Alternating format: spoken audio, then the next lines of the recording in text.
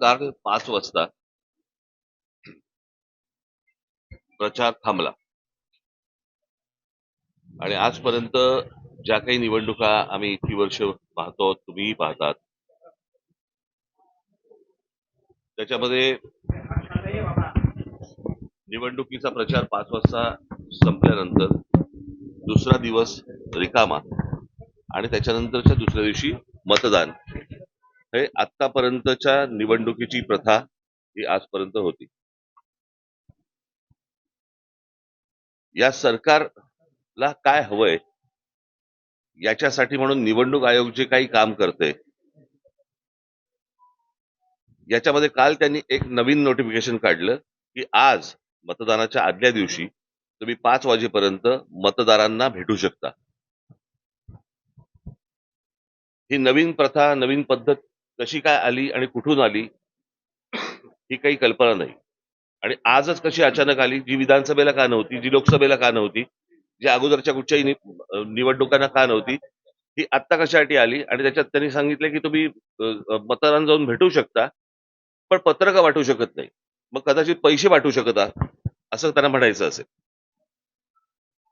ही मुळात मुभा मिळाली का, दिली का आणि हा कायदा बदलला का, हे नव्या नव्याने या सगळ्या गोष्टी ज्या आणल्या जात आहेत, ह्या कशासाठी आणल्या जात आहेत. ह्याच्यातली अजून एक दुसरी गोष्ट, आता त्यांनी एक काहीतरी पाडू नावाचं एक काहीतरी मशीन आणलंय, प्रिंटिंग ऑक्झिलरी डिस्प्ले युनिट. हे कोणत्याही राजकीय पक्षाला सांगितलेलं नाही, कोणत्याही राजकीय पक्षाला दाखवलेलं नाहीये.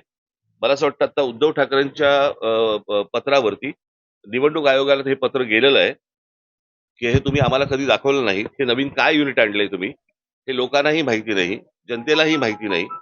आणि हे नव्याने तुम्ही आता हे त्या ईव्हीएम मशीनला लावणार आहात, हे काय मशीन आहे. म्हणजे हे दाखवावं, सांगावं इथपर्यंत पण गेलेले नाहीयेत निवडणूक आयोग. जे त्यांना हवंय ते करतायत.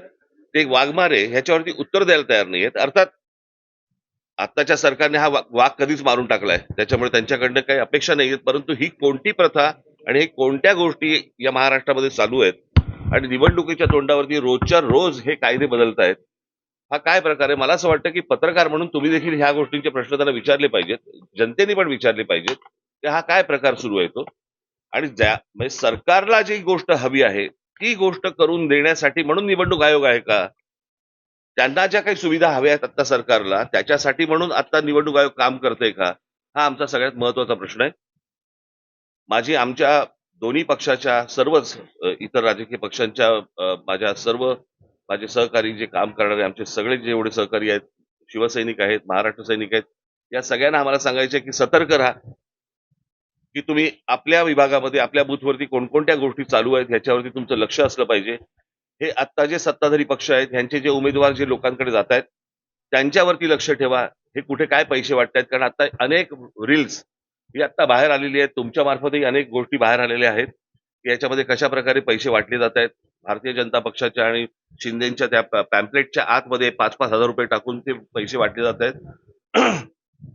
त्यातल्या आनंदाच्या अनेक काही गोष्टी आहेत की ज्याच्यामध्ये लोक नाकारतात पण आहेत. ही पण एक आनंदाची गोष्ट आहे.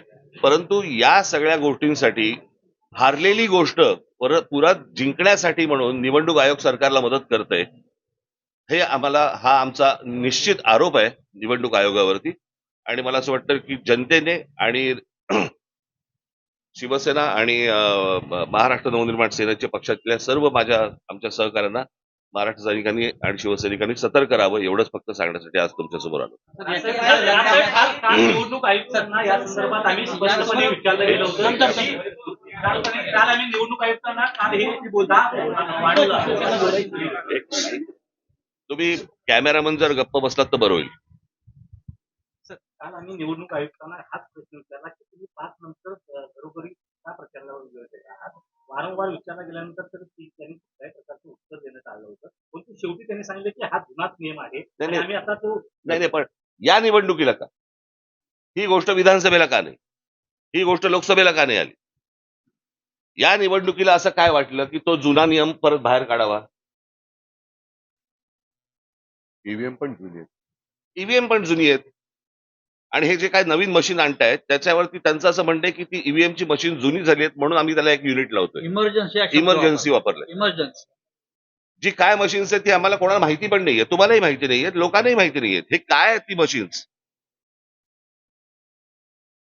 म्हणजे काय प्रकारचं राजकारण महाराष्ट्रामध्ये सुरू आहे आणि काय प्रकारच्या निवडणुका महाराष्ट्रामध्ये सुरू आहे, मला असं वाटतं की ही गोष्ट सर्वांनी लक्षात घेण्यासारखी आहे, घेतली पाहिजे आणि आमच्या लोकांनी सतर्क राहावं एवढंच फक्त मला साहेब, सांगायचं. 2012चा परिच्छेद त्यांनी वाचून दाखवला. पत्रकार परिषदेत मला असं वाटतं ह्याचं उत्तर दिलं ना मी, याच प्रश्नाचं उत्तर दिलं ना मी आता. त्यांनी 2012 मी परत त्याने हाच प्रश्न विचारला ना, तेच प्रश्न नका विचारू, नवीन काय असेल ते. परंतु त्या व्यतिरिक्त करण्यासारखं काय आता आता तुम्ही निवडणूक आयोगाला मागणी नेमकी काय करते डिस्कनेक्ट करण्याच्यावर तुम्ही नाही अहो प्रश्न अर्थातच ना हे कोटचं मशीन आहे, हे दिसतं कसं,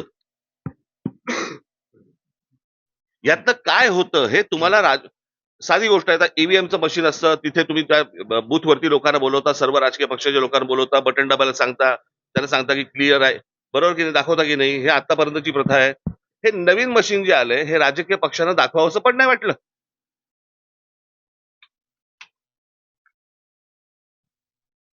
ह्याच्यामधनं गडबड होणार नाही परत मतदानामध्ये, ह्याची गॅरंटी कोणी घ्यायची. इतकी बेबंदशाही चालू आहे. आम्हाला आज असं वाटलं म्हणून आम्ही आज असं केलं. ही कुठची लोकशाही चालू आहे, ही कोणत्या निवडणुका सुरू आहेत.